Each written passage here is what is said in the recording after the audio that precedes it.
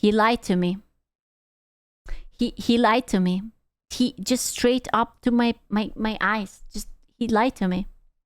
Gnomoria, but I can't believe that he had done this to me. we start the game with a ring worth I literally checked it. He lied to me. $4 million, which attracts a lot of unwanted attention. But first, what is Gnomoria? Gnomoria is the dollar store love child of Dwarf Fortress and RimWorld. All I see is this is again something for the boys with a dash of autism. I'm telling you. Developed by a man who is loved by his community. And personally, it might be my favorite. Not because it's good, but because It looks like for the boys. More than a dash? No, I can smell it. I have been spending enough time with you, all of you, that I know when a sprinkle, a light, tiny dash of autism is involved now. I can smell it, just like, yes. much like an abusive relationship, I got used to it. Growing up, some people could afford 100% fresh organic orange juice, but the rest of us had to settle for artificially colored liquid microplastic at half the price. I'm not complaining. In fact, I'm thirsty for more, because this game hasn't received an update in 10 years. Holy shit. And for the low price of $5,000, you can even buy the domain. But before we go any further, I need to ask you one question. Uh-huh. Have you ever wanted to become an... Now who's leaking the nudes from the space station, huh? That is what I need to ask. Who's leaking the nudes? intergalactic rogue trader supplying a technocratic state which uses a pseudo-religion to subjugate the human race in an effort to predict the future. If so, that's very strange, but I can help, because this video is sponsored by Foundation Galactic Frontier. This is a brand new intergalactic space exploration game in the setting of Isaac Asimov's sci-fi classic Foundation. I have never heard about this game. Themes of resource management, mothership simulation, RPG progression. The women are hot. Therefore, it must be a gacha. Yeah. And a dual battle system for strategic combat both in space and on the ground. It also features many of the classic characters from Foundation, such as Harry Seldon, Demerzel, and of course, Mule. Additionally, the soundtrack was co-produced by the composer for Stellaris, so you know that music hits just right as you're smuggling 10 million credits worth of I'm really digging the aesthetics though. I don't know what the game is, but it looks really fucking cool. Contraband across the Galactic Empire. But that's not all, because you're free to make your own adventure. Become a peaceful trader, a research vessel, an explorer, or even a space pirate. The choice is yours. Personal endorsement. Everyone I know or have ever talked to in person, online, or via letter correspondence is currently playing this game, and we all think you're missing out. So don't delay. Make your mark on one of sci-fi's most prolific franchises and try Foundation Galactic Frontier today for free on PC or mobile. You can use my link in the description to download the game and get a free hero and battle. See, there is a free hero, therefore it's gotcha, I'm telling you. Also, don't forget to use my code Galactic Reggie to get some extra resources for your journey. Thank you, Foundation Galactic Frontier. Now, back to the video. Now, the first battle we have to fight in this video... Yeah, it's gotcha. I know it. I know these. I know. I saw Titty. I was like, yep.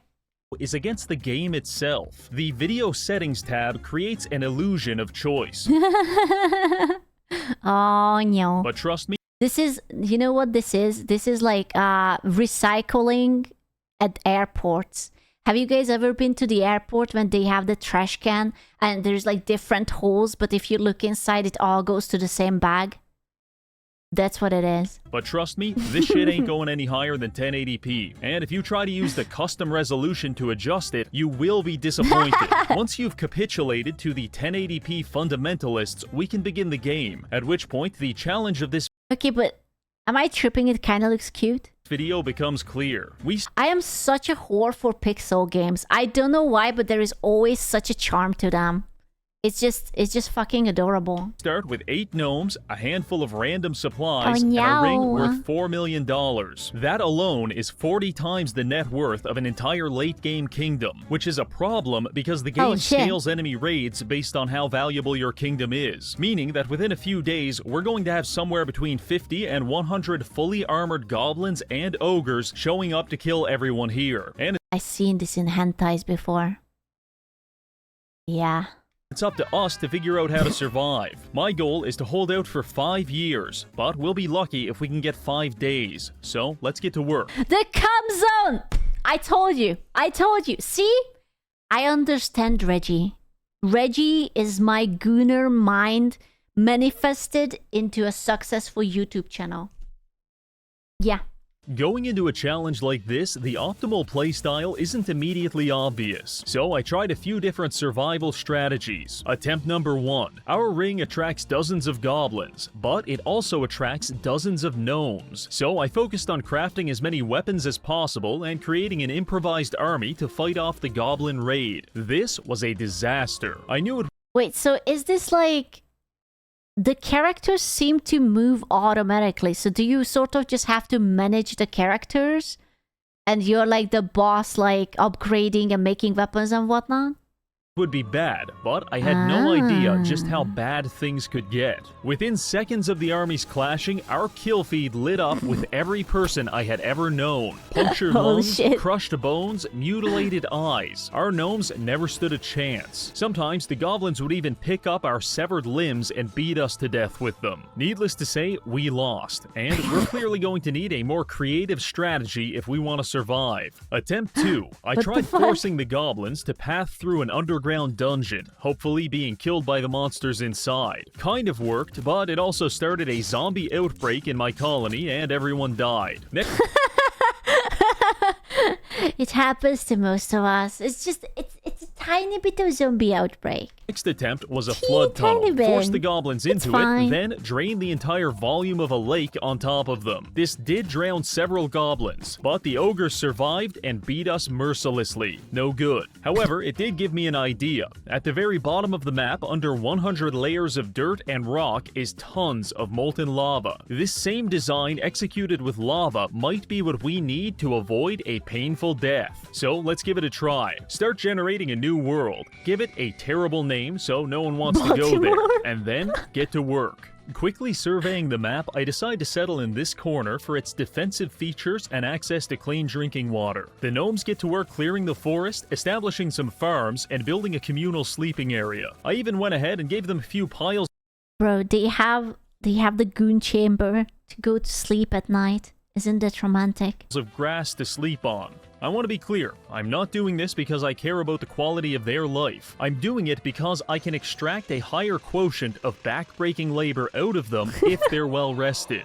Speaking of backbreaking labor, right now it's spring day 1. By summer day 3, the goblins arrive, meaning we have about 15 days to dig to the center of the earth and back. So Dude, this unironically looks so much fun. What the hell? I'm going to be running these miners around the clock. In fact, I might just lock them underground. No breaks, no family visits, just mining and whatever food I can push under the crack Okay, but I would eat that. I don't know what the green stuff is. That's a bit sussy, but... of a locked door. On to the next issue, monsters. They typically spawn in unlit tunnels such as these. Oh, And they if we do. don't start crafting torches soon, It looks like poo. Surely it's not poo. I cannot dig for diamonds if I eat poo. starving to death in a mine shaft will be the least of our concerns. So I went ahead and set up a crude workbench to start production. However, in our quest for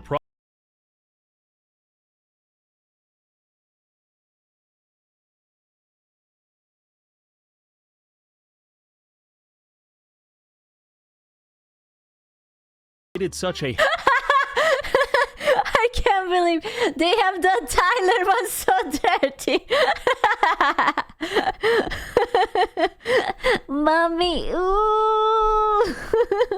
created such a hellish instrument of suffering. What It's the so fuck? inefficient that I've personally witnessed a gnome spend 2 days and nights in the crafting of a single plank of wood. And over the next few days, we're going to need hundreds. After several hours of swearing at my computer screen, I managed to white-knuckle our way into some more efficient workshops, and we began lighting the mine shafts as well as building a kitchen to process our food supplies. Gnomoria boasts a diverse selection of meals to keep Boiled ass hair.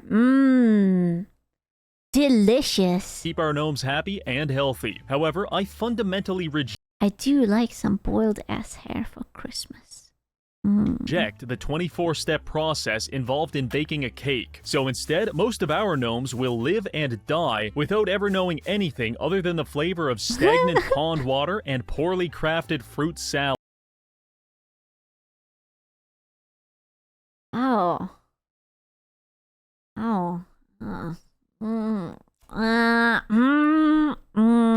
This is the path to utopia. No. With the end of spring quickly approaching, our tunnels are about 90% of the way done. We just need to go a bit deeper, connect them, and then put up some walls such that the only entrance to our base will be through a 70,000 step staircase that passes through the center of the earth. Summer is upon us, and with that, a new wave of 55 gnome immigrants. This increases our population by a factor of 8, which means we've got about 2 days until everyone here is starving to death. This is remedied quite simply. Select the forage tool and highlight the entire map. Then sit back and watch as 55 gnomes scour the surface of the earth like a swarm of locusts, rapidly Jesus consuming every Christ. apple, dead body, and blade of grass Wait, dead body? Hold up. Wait a second. in their path. I can only imagine the mental flashbang of being a tourist in our colony. Hey, welcome to the world-famous Colony of the Ring. Shut the fuck up and start eating these bugs. Once that's done, follow me through the lava tunnels and try not to breathe. I'm gonna be honest with you. He seems like a trustworthy man. If Reggie says that we should eat the bees and then spend the rest of our lives just digging, I can do it. I trust him. The ambient He looks temperature good. will scorch your insides and kill you, in which case we will be processing your body into sausages. Oh, and in case you're wondering where the bathroom is, it's all around you. Well, I always liked nature, so I guess. Enjoy your stay. Ah! Summer Day 4. The goblins will be upon us any minute. Luckily, the tunnels are ready. All we have to do is knock out a few walls, and within minutes, hundreds of liters of lava will flood these passages. Also, I've had our stone workers craft some reinforced doors to slow down the attackers while they burn to death. If we're lucky, this just might work. Suddenly, we receive a notification. A goblin has just been spotted. Jesus Christ, it's the Holy shit, that's gonna be a gangbang. Yep. whole goddamn herd, and they're heading Jesus straight for the tunnel Christ. entrance. I send a gnome to race them underground and open up the floodgates. The lava begins flowing, and several of my citizens are painfully immolated by accident. However, other people's suffering is a small price to preserve my greed. Shortly after, the goblins rush into the tunnel and begin beating down the doors. They're now standing in the lava, which is killing dozens of them and horribly mangling the rest. By the time they get through the third door, the lucky ones are dead, while the rest are completely blind, immobile, and stuck That's so morbid, bro. They are literally getting the Anakin Skywalker treatment in slow-mo. The goblin touches lava, hitting the right leg, burning the skin, heating the muscle, and stopping at the bone. The goblin falls to the ground. thrashing about in superheated magma. When a goblin raid suffers enough casualties, they may attempt to retreat, which sounds good. However, we can't let that happen, because I there's a hate chance they come you. back with a goblin engineer and dig their own tunnel straight into our base. So it's now time for the finishing touch. Oh. While the I was not ready for the finishing touch. goblins are desperately throwing their body against the Ooh la stone la. doors, I have a miner sneak behind them and remove the stairs that they use to get down here. I can only imagine the look of horror on their face when they attempt to retreat from the lava tunnel massacre, only to look up at where the stairs used to be and realize they can't leave. Actually, that's not entirely true. They technically can leave. They just have to fight their way through hundreds of liters of lava, a pile of dead bodies, and several reinforced stone doors. Which is easier said than done when most of your limbs have been burned off. Goblin has an injured upper body, lower body, right leg, right foot, left leg, head, right arm, and left arm. The goblin has seriously injured his right eye and left eye. The goblin is blind. Wow, they are really going into details, huh? And the intense heat has melted your Yeah, just walk it off. What are you, whiny, a little girl? Is that what this is? eyeballs. Regardless, some of them tried, and they got pretty far, but even the ogres couldn't get through the final doors. A few of the other goblins refused this fate and instead camped out in the unflooded sections of the tunnel. That's fine too. There's nothing I love more than getting the notification, "A goblin has died of thirst." Really makes my day. Either After everything, the boy had been like buried with lava, and it's just like, I'm so thirsty. way, by the end of the night, our visitors were dead and our population remained mostly alive. I'm sure we'll be hearing from the Goblin Rights Committee, but this is a huge step forward for all of gnome kind. Now that was great, but successfully timing all of it is a nightmare with a high probability of failure. And even in the best case scenario, it usually involves at least a dozen gnomes being incinerated. I don't know why, but the lava tunnels seem to be a very popular spot to take naps. This is natural selection on the highest level. So for the time being, we may be safe from the goblins, but This is flashback. Remember when the kids on TikTok were eating the Tide Pods? Because it was like the trend, and everyone was just like, delicious Tide Pod. Is the same thing. soon we'll be dealing with a far more insidious enemy. Starvation. Winter is about 20 days away, and during winter, none of our crops will grow, meaning that if we don't have a huge stockpile of food by then, our population of 60 gnomes will quickly become a population of 60 emaciated corpses. So I get to work doubling our farming infrastructure and producing an industrial quantity of fruit salad. The next goblin raid shouldn't be for another 6 to 8 days. In this moment, I genuinely If you eat each other, you will survive. believed we were safe, until I was reminded just how far down the food chain we are. Because when one of our lumberjacks was attacked by a honey badger, I drafted 20 people into a militia and sent them to beat it to death with their Okay, to be fair, honey badgers can fuck you up. Okay, I'm sorry to be like that, but they are ruthless motherfuckers. Okay, they are scary. They don't care that they are losing. They are going to go at you. Their confidence is actually terrifying to me. bare hands. Little did I know, I was dealing with the strongest honey badger to ever live. 20 of our gnomes jumped him, and the combat log was an endless flood of punches and kicks. Actually, it's probably just easier to let you hear it. That's the sound of 20 people punching, kicking, headbutting, and biting the badger every Bro, that's a solid badger. That's a solid boy badger. Can't we just, what if, instead of killing it, we will just tame the badger and use it against the goblins? second on 4 times speed. We have broken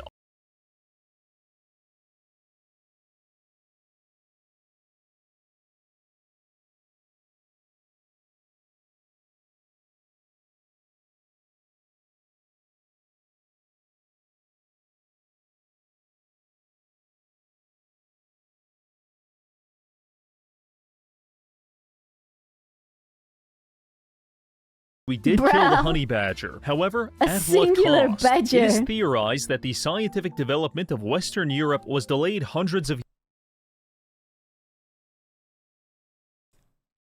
What the fuck am I looking at? What? I'm especially interested in the upper right one with the gray fella shooting the white fella straight in the fish hole? Question mark? Or okay. I'm not even going to point out that there is a guy who's trying to fist a horse, and the horse is making an ahegao. It's fine. I don't want to know. My life is already complicated as is. years as a result of the Dark Ages. Similarly, I cannot help but wonder what harmonious utopia we might be living in currently if McDonald's. 50% of my population didn't have to spend 24 hours pummeling a weasel to death. Putting that behind us, I spent the next week setting up a grove to give us a renewable source of timber, and I prepared another lava tunnel for the next wave. This one hit us at the end of summer, and dare I say, it went pretty good. However, the goblins seemingly changed their tactics this time. They sent 80% of their army into the tunnel to kill us, but they also left about a dozen unarmed goblins on the I'm telling you, get the fucking skunk to attack them.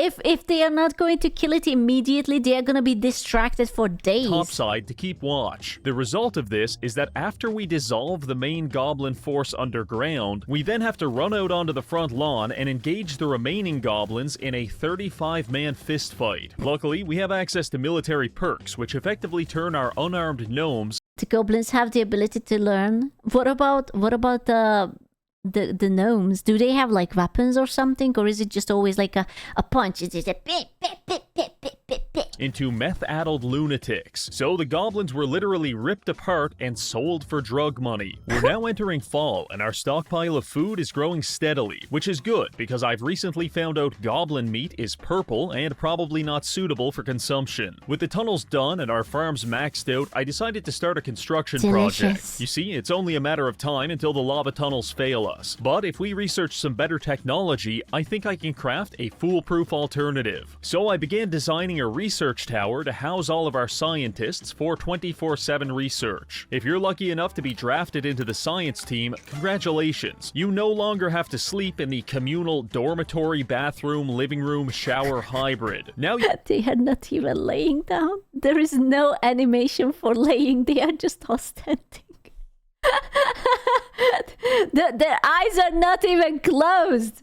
They are just there. Yeah, they are just like T-posing. It's like, yes, I enjoy this. I am having such a wonderful rest. you've got your own bed, and even freshly delivered food to maximize your research effectiveness. It took a while to build. This is so sad because all they are eating is like fruit salad. This is like a vegan's utopia. It's like everyone is equal, everyone is sleeping and resting on the leaves, and you're one with the fruits. But by the end of the month, research was well underway. By studying at these tables, our engineers collectively moved this progress bar closer to unlocking a new invention.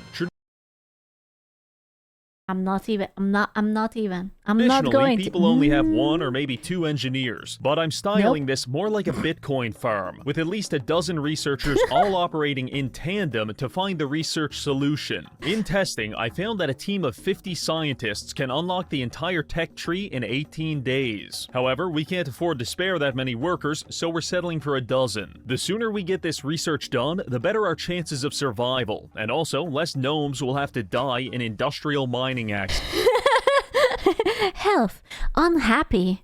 So to motivate the science team, I I decided to build why. the roof of the research tower out of straw, and then I designated it as a stockpile for dead bodies. In this way, the collective weight of hundreds of dead gnomes can slowly cave in the roof above our researchers, as blood seeps through the cracks to symbolize not only their impending demise, but also the societal cost of their scientific inadequacy. I would imagine that morale is a complicated topic in the research tower. Winter is now upon us, meaning that apart from butchering some yaks, we won't have any more food coming in for the next 12 days. This seemed like a good time to strike up some international trade, so I opened up the diplomacy menu and found a nearby kingdom specializing in agriculture. Wait, there's an actual kingdom and you're still just like over there fighting with these people?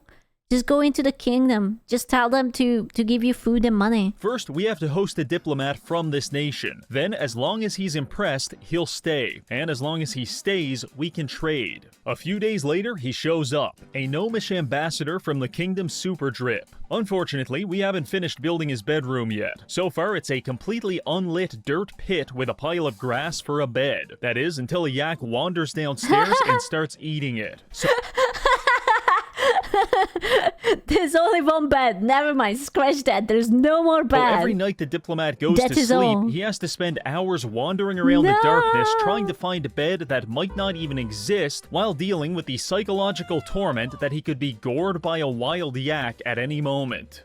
No, it's just, it's company, you know, because it's like cold and you can cuddle the yak and then you can make friends and whatnot. Surprisingly, he didn't stay long, but he did stay long enough for us to do some trading. Upon speaking with the foreign merchant, I realized we own almost nothing of value, and our most numerous commodity is dirt clumps. Luckily, we managed to scrounge together enough actually valuable items to trade for a male and female camel. With this, we'll be able to start a camel farm for extra meat and milk. They are going to have sex. However, as soon as I completed the trade, one of my butchers stole a camel, ran to the kitchen, and butchered it before I even realized what was happening. No! Oh no! Not even a crumble of cum! That camel cost 1,000 gold and several sexual favors, and now it's going to be a fucking sandwich. Sometimes I think these people don't deserve to survive, but I push on. On the topic of survival, winter is actually going quite well. Going into this, I was prepared to lock half the population in a cave and let them starve to death if need be. But we're about halfway through the season, and we still have 75% of our food left, so we'll save the cannibalism for another day. The rest of the month proceeded relatively smoothly. Our researchers came up with their first inventions, such as a hand crank, spike traps, and levers, which are all useful tools, but we need to go even further. Other than that, I spent the season refining our lava tunnel design to reduce the gnome fatality rate. Unfortunately, some goblins did manage to sneak into the base and kick the shit out of one of our Bro, I feel like owning a camel is actually cursed. One of them became a hamburger, the other one got fisted by like an illegal person just coming in. Camels. Now, if there's one thing you don't do in Gnomoria, it's fuck. They didn't even get laid. Just butt-fisted. With another man's livestock. Up to this point, I've been treating these little skirmishes as friendly fist fights between rival soccer teams. But now, they've gone too far. As we speak, I'm building a weaponsmith, and next time, we're going into this fist fight with a goddamn battle axe. We made it through the winter with about 20% of our food remaining, and we spent all spring and summer researching like our lives depended on it. The only notable occurrence during this time was when this one... All I see is that I would be really bad at this game. I would get fisted backwards and forwards every time because I would be like, ooh, where do I want to build my farm? Like, it has to be like really cute and aesthetic, and they would be just pushed into the river by some goblins. Yeah. Gnomes have the approximate density. You can pause anytime. You don't understand. No amount of time can save me. Of a tungsten cube, so he didn't. You would get badger too. However, a much greater and less hilarious tragedy was already looming on the horizon. That is, the great slowdown of Fall Day 1. I was playing the game normally, commanding my gnomes around in a form of pseudo-slavery while gawking at police body cam videos, when suddenly the frame rate began grinding to a halt. That's weird, I thought to myself. Let's see if it passes. Nope, it only got worse. Eventually, it took 15 seconds for a single... There's no fucking way that that's not a memory leak. ...in-game minute to pass, and I had to click every button 100 times for it to register. I tried reloading previous save files. No good.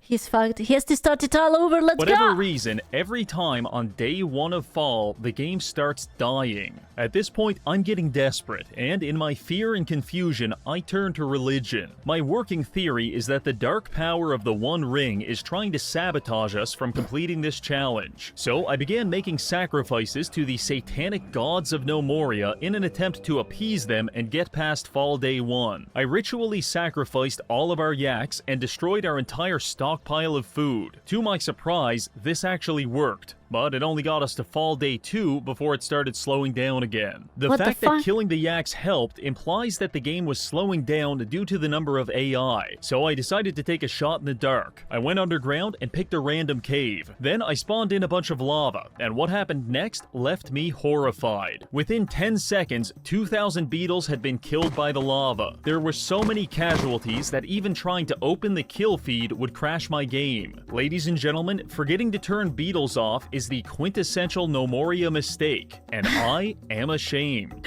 Among the 17 people in the entire Gnomoria community, beetles are universally hated, and I'll tell you why. They can spawn Oh, there was just too many bugs. Literally too fucking many bugs. in any unlit cave system, which is a huge problem because basically the entire map is an unlit cave system. However, the bigger issue is that a beetle can lay an egg sac, which then spawns more beetles, resulting in more egg sacs. If you've watched my Egg sacs. Fallout 4 video on We watched this. This was a good video. rad roaches, you'll know just how quickly this kind of replication can get out of hand. I don't like using dev tools in these challenges, but it's either that or the entire game hard locks due to 3,000 beetles spawning every day. So you better believe I lavaed the shit out of that cave system and used a save file editor to disable any more beetles from spawning. With the beetle population bomb now diffused, we can He cheated. He was surrounded by the cockroaches and he was like, nuh-uh. move on to the most important part of the video, because the science team has officially invented pressure plates, hatches, and windmills. With these 3 items, we can create a master contraption capable of defending our base against thousands of goblins. So, let's get to it. The first job is to generate electricity. In a perfect world, we could devise some kind of machine to convert human suffering into an indefinite source of energy. But What the fuck what was that? What the fuck? some kind of machine to convert human suffering into an indefinite source. I think creating generative AI was the mistake. I think we have to go back.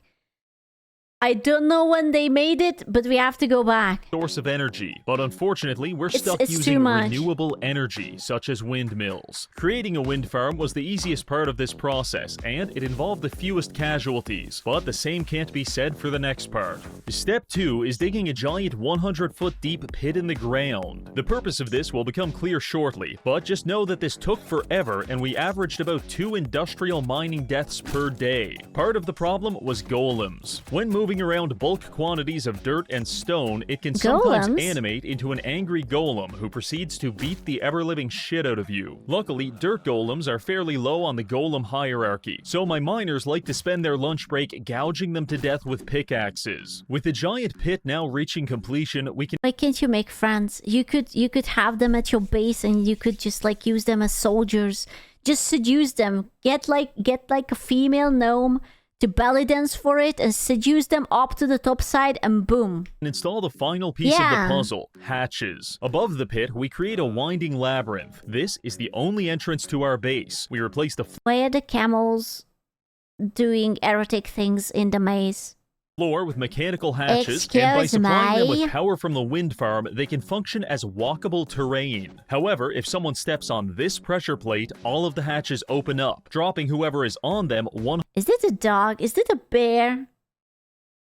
Is it a roly-poly bog? What am I looking at? 100 feet to their death.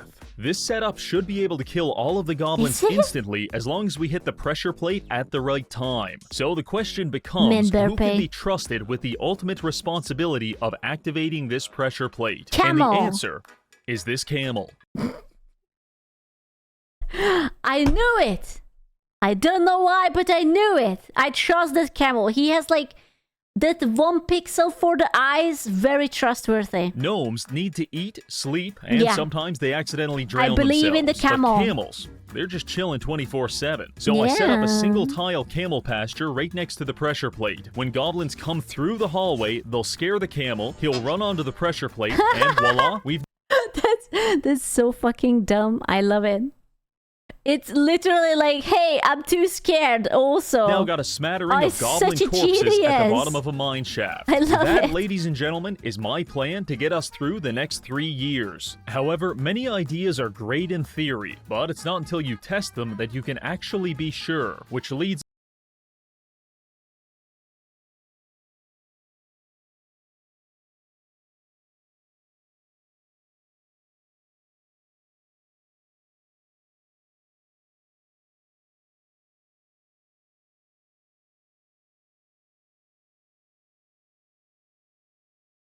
testing, and I'd be lying. Okay, but what if the camel will start to grow an ego and feel like that he's immortal because never gets hurt and it will not step on? if I said we didn't have half a dozen exploded camels at the bottom of this mine shaft. Additionally, I get extremely anxious seeing my gnomes entering and exiting the base, knowing the only thing standing between them arriving at their It's a merciful camel.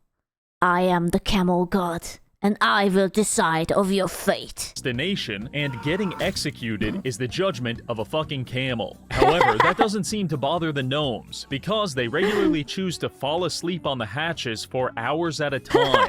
There are two ways to look at this. Either there's lead in our drinking water, and my population has I think there is... It's a metaphor for humanity, I believe. severe brain damage, Oh, or hail they the worship the camel camel! as some kind of protector deity, and they fall asleep on the hatches to prove their devotion to it. I Glorious choose camel. to believe in the latter, because it makes me less frustrated when the camel wanders off to find food and 7 lumberjacks fall to their death.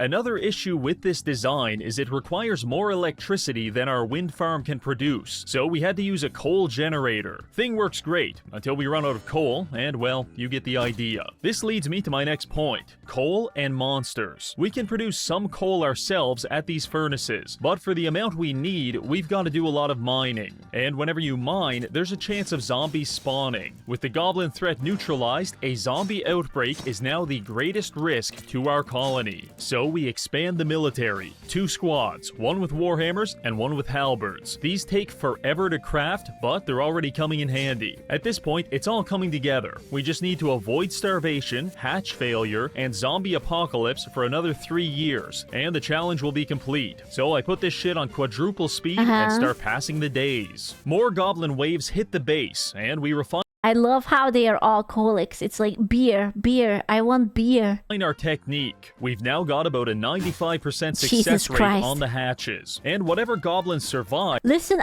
I don't want to be like that, but I want employee of the fucking month is this camel.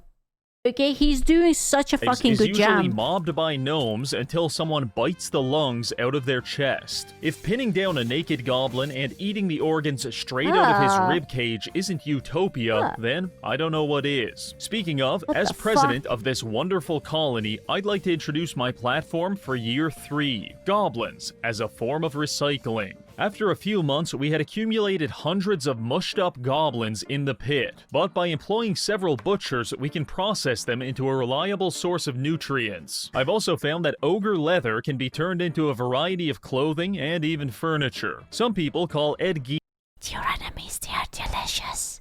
a sicko. I call him an environmental visionary. The last step is to take their armor and melt it down into materials to craft weapons for our military. And just like that, the Goblin Menace has been reduced, reused, and recycled for the betterment of society. From here, the only thing we're missing They made a lamp out of him. Did you see that? It was a beautiful spine lamp. is more real How estate, cool! so I began the Great Terraforming Project. We're going to flatten out this entire mountain range and Do turn you it mean into skin farmland now? and maybe an amusement park. This project took a very long time and involved us killing several thousand dirt golems. By the end, we were so proficient at their slaughter that we'd show up, immediately cut off all of the golem's limbs, and then stomp it to death as it writhed on the ground in agony. The golem population might not agree, but this is what I would call our golden age, an era of decadence never before seen. The goblins were crushed under the weight of their own aggression, the military was stronger than ever, and our harvests were bountiful. In fact, I love the fact that the greatest defense is still just a singular terrified camel who has probably PTSD. It's like, oh, my friends are dead. All the enemies are dead. Everybody's dead. I just want to go home. a little too bountiful. By accumulating over 2,000 food, we He's a actually attracted therapist. the attention of a nearby mant colony, which sent some worker drones to raid us for supplies. Our camel was on smoke break at the time, so they actually managed to infiltrate the base and steal a few meals. However, the mant brain is morphologically the same as the top 1% of gambling addicts, Bro, the camel was out taking a smoke. because they just don't know when to stop. They grab some food, carry it off the map, come back for more food, and repeat. Except this time, when they came back, we were waiting, and we used warhammers to pulverize every limb on their disgusting insectoid bodies. Hope the 6 yak sausages were worth it, you absolute freaks. Our swift response to the Mant invasion had me feeling confident, and several of our construction projects were making serious progress. I thought to myself, nothing can go wrong now. And then, it did. One of our main jobs was the excavation of a giant underground arena, and me, a careless piece of shit, didn't follow the torch safety protocol, which resulted in a zombie spawning and attacking my miners. Don't tell the Union, but this happens pretty often. As a matter of fact, it's simply cheaper to get a new gnome than it is to craft a new torch. The typical response in this situation is... Wait. It's easier to get a new gnome than to get a lamp? What? Bro, those lives are not lifing. Yeah, what kind of economy are we living in? Holy shit. To send 2 to 3 guards down, kill the zombies, and get back to work. However, this one was special. Before we could respond, the Why is he... That's a grandma. I swear I see titties. And like pigtails?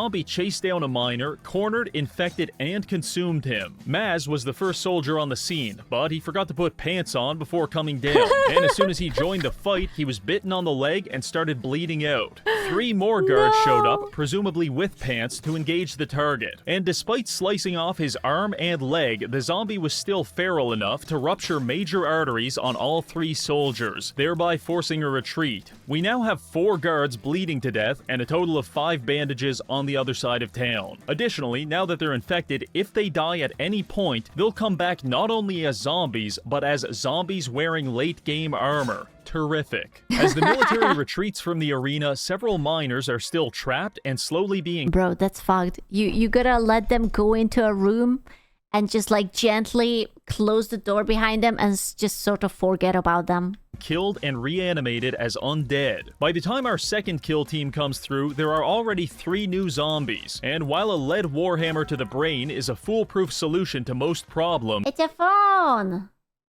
They're actually reanimating zombies faster than we can kill them, which is causing us some serious attrition. Shortly before shooting Woody Harrelson in the face with a pneumatic cattle gun, Anton Chigurh says, "You should admit your position, there would be more dignity in it." Which leads me to my point. Everyone in this pit is going to die. All we can do now is hope to contain it. So, as our last soldier fought valiantly to hold off the zombies, I began enacting the quarantine protocol by sealing off all of the tunnels connected to this area. Suddenly this game, just like from one to the other, it became Resident Evil.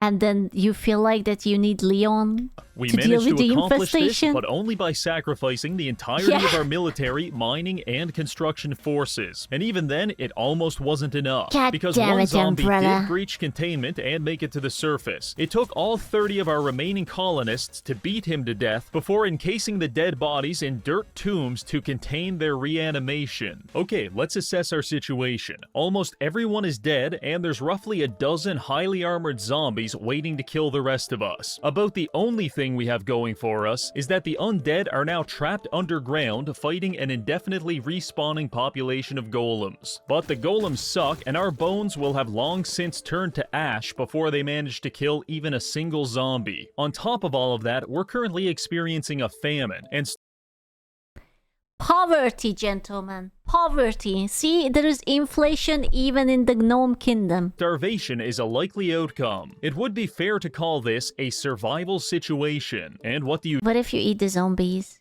Eat the golems? No, the golems are just dirt. Eat the zombies. do in a survival Nom, situation? nom, nom, You nom, drink your nom, nom. piss and get back to work. So I began foraging the countryside for Ew. food while crafting some new weapons and armor. I don't want that. I don't like that. No.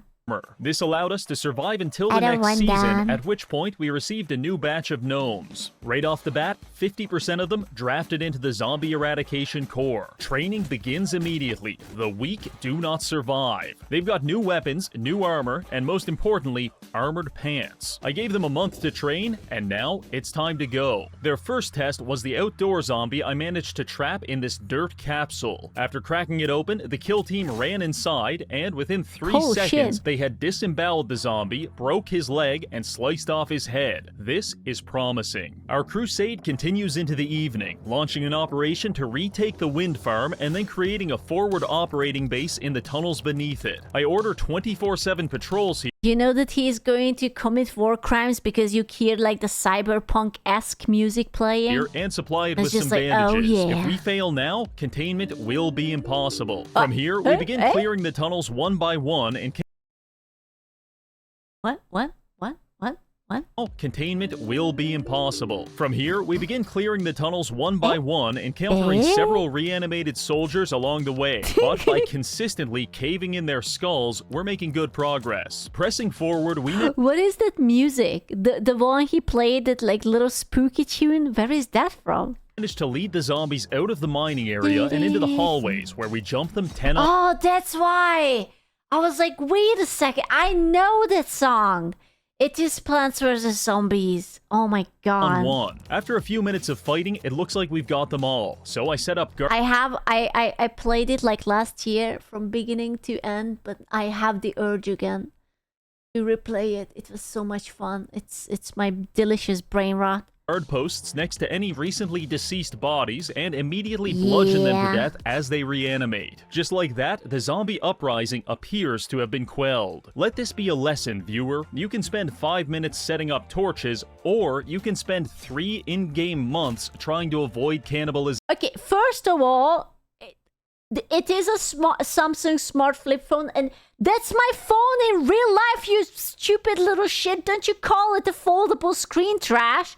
What the fuck? The choice is yours. The now. zombie outbreak was fully contained by fall of year 4, and after the way I protectively grabbed my phone in real life and started to like vibe the screen, it's like he's not talking about you, baby. No, it's not like that. He's just delusional. Another hour, we officially made it to year 5, the technical endpoint of our challenge. It is at this time that a well-medicated person would close Gnomoria, stand nice picture. Up from their desk and go outside, satisfied that they had completed the challenge. But that person is not me. I have a vision for our colony, dreams of chronic and sustained cruelty. Keep a phone step out of your fucking mouth. Yeah, like, bro, you were just shit-talking because you thought that I can't read you, but I can read you. I can see everything. And I won't stop until those dreams become reality. So I kept playing. In fact, I kind of lost track of time, and before I knew it, it was year 10. You know when I said that this is autism game? I didn't know how right I was.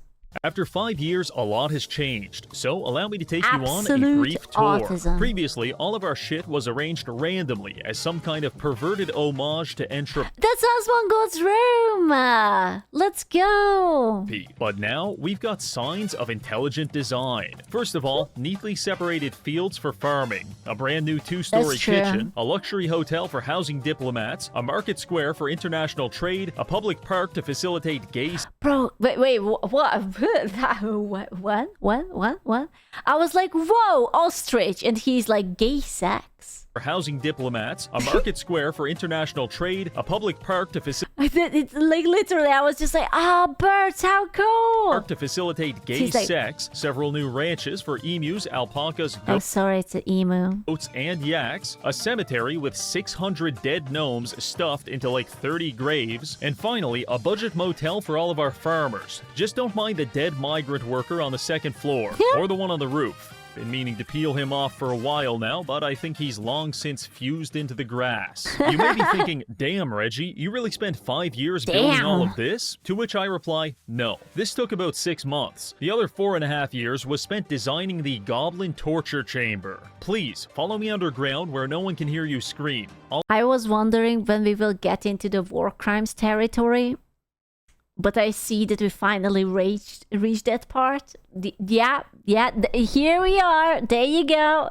That's the same old Reggie. I'll explain there. For the first 5 years of this colony, we were tormented relentlessly by the goblins. And lately, I realized that the instant death of hitting the ground at 90 miles an hour was simply too merciful. So I built something special just for the goblins. Let's work through a hypothetical situation. You're a sadistic inbred goblin that attacks my colony. After you finish smearing smearing shit all over yourself because you're a disgusting creature, you make your way to my front gates, at which point you get filtered by the camel. However, unlike your predecessors, you do not drop 100 feet to your death. In fact, you drop 10 feet into some kind of collection chamber. You're stuck, but not for long, because I have carefully and painstakingly designed 6 different paths for you to take, which could lead you into my colony. Bro, he built a fucking Squid Game for the goblins. He unironically made a battle royale for them. If you survive, and depending on which lever I He pull in could this have control ended room, them one of those easily. paths will open. Let's look at the first option. Pulling this lever opens up a path into a fairly Voice detail base. Ah, yeah. Murders. unassuming room. Psychopathic in fact, the exit games. is right there. The goblins rush in and bolt for the door. However, the first one to reach it steps on a pressure plate, which raises 3 different mechanical walls. The first one closes the door behind him, locking all of his friends inside, and the other 2 walls raise on either side of him, trapping him on the pressure plate. Then comes the fun part, the firing squad. Across God. the water, I bring in 4 or 5 musketeers, and they spend all afternoon blasting the goblins with lead musket balls at close range. This method of execution takes a while, but it's a great way to level up our marksmanship. After it's all done, we go in, collect our recycling material, and it's ready for another group. But maybe you don't get that room. Maybe instead, we open up this path. It leads the goblins into a series of trap doors, which then deposit them in an underground pit. This doesn't seem so bad, until I have my engineers activate a series of electric pumps, which begin pumping I fucking love how psychotic he is. He's like, he already had a solution. There was no need to build all of this, but he's like, no, this is too merciful. I would like them to suffer, but not just one way, but at least in 4 to 5 different ways. molten magma from the Earth's core up a series of carefully excavated tunnels and directly into the goblins' room, cooking them Such delicious autism. and all of their ogre friends to perfection. In terms of low maintenance and high suffering, you simply can't beat the Goblin Cooker 9000. Now, on to the next option. I title this one Death from Above, and you'll soon understand why. It begins as a long hallway outfitted with a series of pressure plates, 60 feet above which we can observe a string of anvils resting on mechanical hatches. So our goblin friends come through the hallway and hit the pressure plates, causing 900 pounds of lead anvils to instantly crush every bone in their body. I also tried experimenting with other objects such as concrete pillars and brick slabs, but there's just something iconic about the anvil. Now, unfortunately, we do have a limited supply of anvils, so if you survive that first part, you will proceed into the next room where you realize we still have more than enough to kill you. The most agile goblins may be able to avoid this Looney Tunes style execution, at which point they proceed upstairs to even more pressure plates. These ones don't drop anvils, they drop you, and as a goblin plummets 70 feet to the ground, they have 2 possible outcomes. They either hit our limestone floor at 45 miles per hour, or if they're feeling particularly funny, they'll land on top of another goblin, killing both of them on the spot. Now, in the unlikely event that a goblin manages to manifest some kind of divine miracle and survive all of that, their reward will be a mixture of 20 spike and blade traps to sever all of their major arteries before getting hermetically sealed underground by a mechanical wall. The cleanup on this room Do you guys think Reggie is okay? Like, in the head? Do you think he needs, like, therapy or, like, a friend or, like, a snack or something? Yeah, this is fine. No? You sure? I just, I really enjoy his videos, and sometimes it makes me think in between 2 different flavor of war crimes, whether he's doing right or we should reach out as like a caring community. Like, hey, are you okay? Do you want to talk about it? Are the days longer than usual? Maybe the lack of sunlight or something. No. Oh, okay. He's perfect. Oh, okay. That's fair. Yeah. No, I don't wanna change him. I don't wanna fix him. is a nightmare, but it's definitely it's my fine. favorite. Moving on. For this next room, I wanted something simple and psychologically devastating, so I took inspiration from Chinese. You sure? You sure that we should? Are you sure though?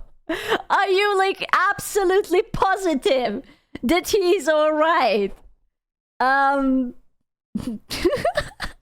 Water torture. Here's how it works. The goblins get caught in our collection chamber, head through the 4th door, down the hall, into another room, before finally falling into a very... What worries me is not that he's doing it, but the knowledge behind it is what worries me. The selection of tortures named by name historically, that's the part. Very basic pit. There is exactly one torch and no escape. In each corner of the room, I have assembled the 4 fundamental elements of Gnomoria: earth, wood, metal, and wheat. In fact, we have about 1,000 of each, meaning that several times a day these piles will animate into golems and attack the goblins. The goblins will of course kill the golems, but that just drops all of the materials back on the floor for the golem to respawn in 5 or 10 minutes. The torture isn't necessarily getting beat up by golems, it's not knowing when they'll strike next. Sure, they may be dead now, but the second you close your eyes to rest, the very dirt itself may manifest into some kind of vengeful The fucking psychological warfare. It's not about the pain, it's about the constant pain. Construct and flatten The your fear, windpipe like the a piece dread. of paper. And no matter how many times you strike him down, the golem will always come back. These goblins will never sleep, never eat, and never drink for the rest of their lives. Slowly, they will fall to the golems one by one until they have all been assimilated into the category of the inanimate. The 5th torture room is also relatively straightforward. Here's how it works. It kills you. In more detail, it is a simple rectangular room with... Fair enough. Yeah, that's it's simple. I like this one. a basic locking mechanism. Pretty good, Once pretty trapped solid. inside, the goblins will begin idling, which moves them around randomly. Normally, a very innocuous thing to do. However,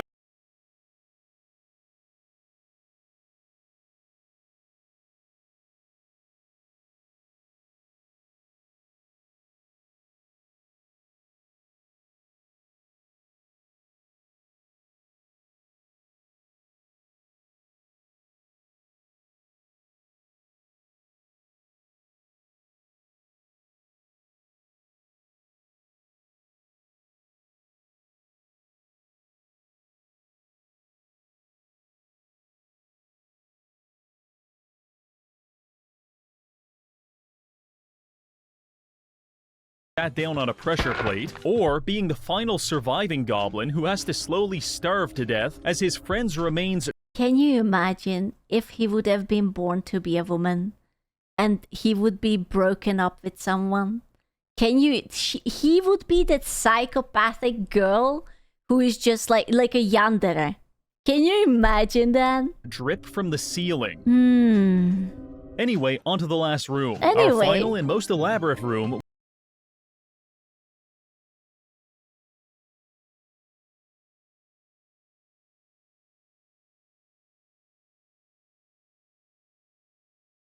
door, they will descend a flight of stairs before arriving in a white hallway. On their left and right, they will observe a dozen anatomically reconstructed goblin skeletons, and with each step forward, they will hear the unsettling crunch of walking across a floor made out of goblin bones. At the end of the hall, their destiny comes into view.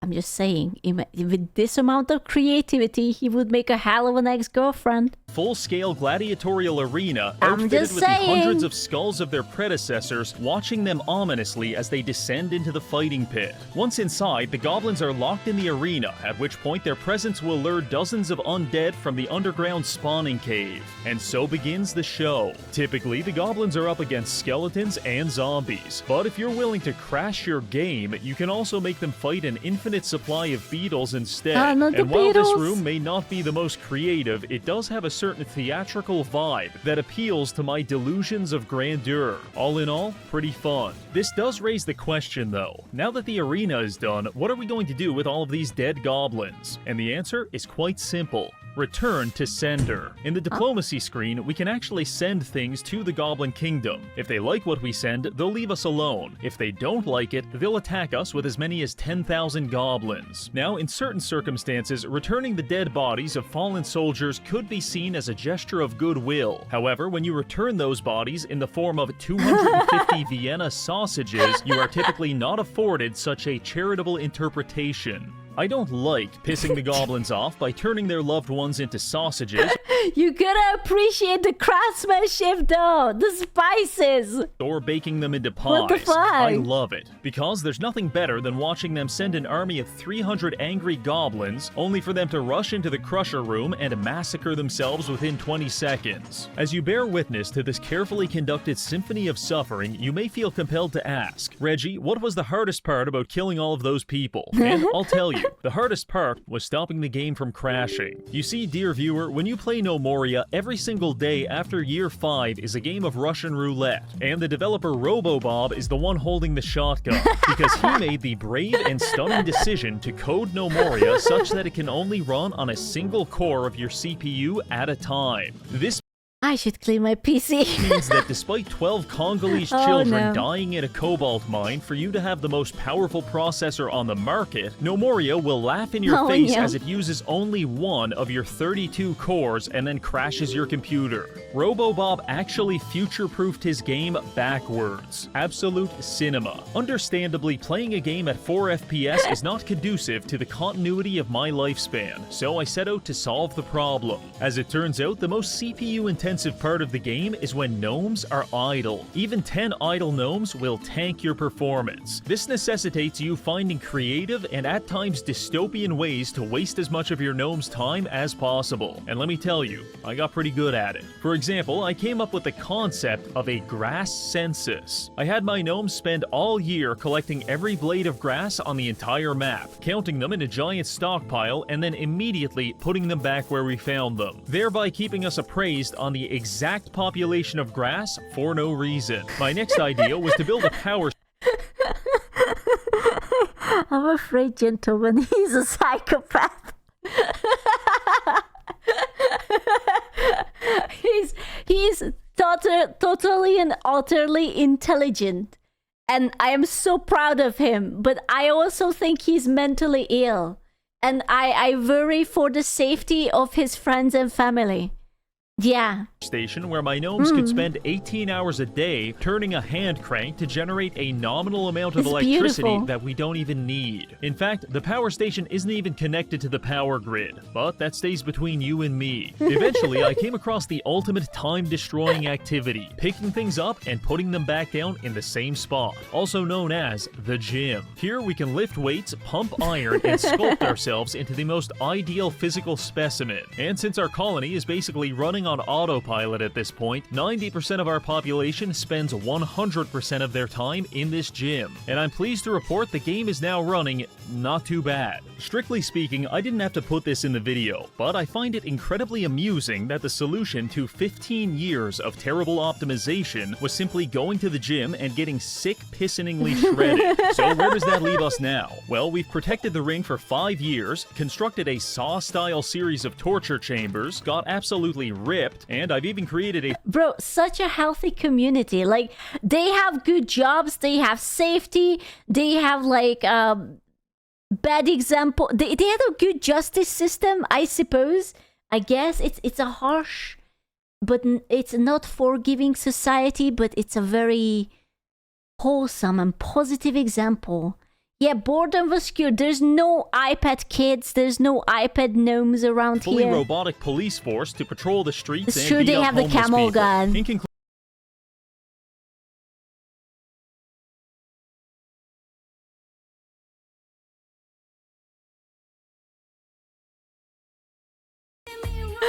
Bro, I'm sorry, I can't let the ending go because I always get like fucking strike for it and I don't like it. But holy shit, that was some beautiful 44 minutes of autism.